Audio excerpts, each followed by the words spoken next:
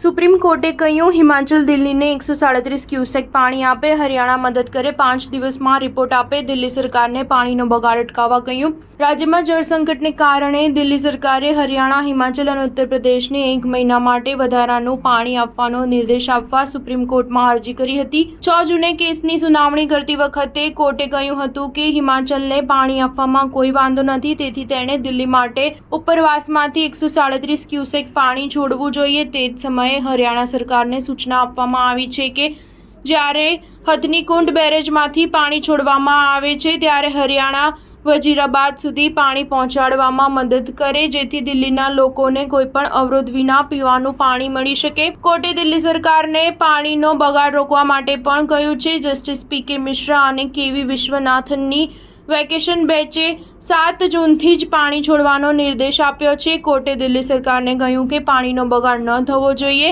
અને ન તો કોઈ રાજનીતિ થવી જોઈએ. કોર્ટે તમામ પક્ષકારોને સોમવાર 10 જૂન સુધીમાં આ મામલે રિપોર્ટ રજૂ કરવા કહ્યું છે. દિલ્હી સરકારે 31 મેના રોજ પાણીની તંગી પર સુપ્રીમ કોર્ટમાં અરજી દાખલ કરી હતી, જેમાં હરિયાણા, ઉત્તર પ્રદેશ અને હિમાચલ પ્રદેશને 1 મહિના માટે દિલ્હીને વધારાનું પાણી છોડવાનો નિર્દેશ આપવાની માંગ કરવામાં આવી હતી. દિલ્હીમાં જળ સંકટના 2 કારણો છે: ગરમી અને પડોશી રાજ્યો પર નિર્ભરતા.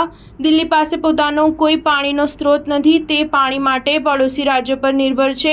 દિલ્હી જળ બોર્ડ અનુસાર આ વર્ષે દિલ્હીમાં દરરોજ 321 મિલિયન ગેલન પાણીની અછત છે. દિલ્હી જળ બોર્ડ અનુસાર રાજ્યને દરરોજ 129 કરોડ ગેલન પાણીની જરૂર છે, પરંતુ ઉનાળામાં માત્ર 969 મિલિયન ગેલન પ્રતિ દિવસની માંગ પૂરી થાય છે. એટલે કે દિલ્હીની 2.30 કરોડની વસ્તીને દરરોજ 129 કરોડ ગેલન પાણીની જરૂર છે, પરંતુ તેને માત્ર 96.9 કરોડ ગેલન પાણી મળી રહ્યું છે. દિલ્હીની પાણીની જરૂરિયાત હરિયાણા સરકાર યમુના નદીમાંથી, ઉત્તર પ્રદેશ સરકાર ગંગા નદીમાંથી અને પંજાબ સરકાર ભાખરા નાંગલમાંથી મળતા પાણીથી પૂરી કરે છે. સ્ટાર ન્યૂઝ 7 હંમેશા સચ્ચાઈની સાથે.